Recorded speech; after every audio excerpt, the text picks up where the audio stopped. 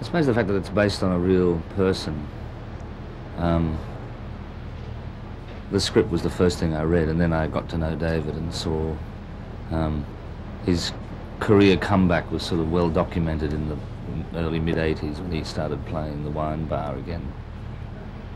So there's a fair bit of footage there from a number of TV current affairs shows and stuff. So the behaviour patterns, which are extraordinary, that's been the area of research for me. And then Scott Hicks, the director, and another researcher did quite extensive interviews with David in finding out all the details of his life story. And I've listened to those a lot, and I actually wrote some of them out as transcripts because I wanted to see them as script. Because, you know, halfway through the process I thought, I've also got to create David as a fictional character so that I'm not just doing mimicry of someone, you know, and that his life story is going to run for an hour and 45 minutes, not 30 years, so I've got to find what's there in the script to do it with.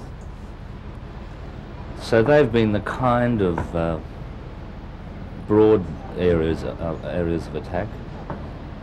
There's no one key. I suppose the one key is, like most parts, you've got to tap into something that's hidden or part of you, that you know is part of you, and you probably haven't wanted to unlock that door, and you go, I might have to just peek in there and see if I've got a bit of David Helfgott in me, and I think I have. When I first read the script, which was a couple of years ago, it leapt off the page. I mean, it was for the sort of acting I'd done, which had been mostly classical theatre.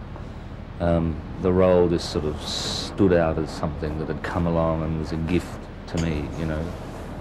And when I got home from the play that I was doing in Sydney, I opened the paper and it said, you know, oh, David Helfgott playing at Mietta's, this is down in Melbourne, on Monday night, and I thought, great. So I booked in, I went along and remained anonymous and watched him play, and I took notes very discreetly, and those impressions were very vivid and sort of stayed with me.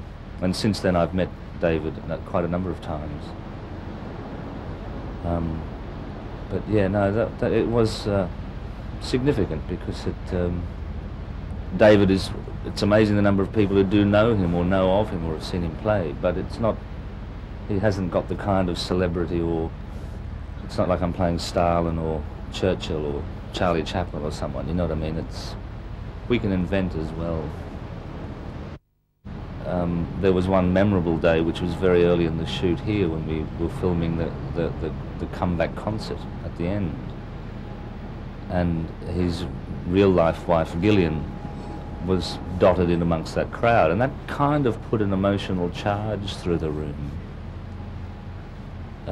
Not so much for everyone else, but certainly for Lynn Redgrave and myself, because we knew we had an obligation to kind of make these moments emotionally true and credible for her benefit as well as for the audience watching the film.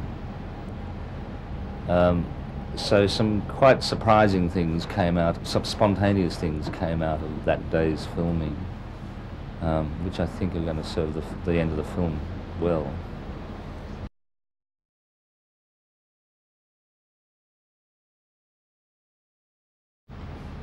I think of him as being like the script is a classical piece of theatre, because David is like some form of holy Shakespearean fool. I mean, he operates within the world sometimes in a very childlike way, but has the ability to transcend the kind of reality that most people operate in. He can trigger things, and added to that, he's also a brilliant musician. So that's the divine part that sort of comes pouring out.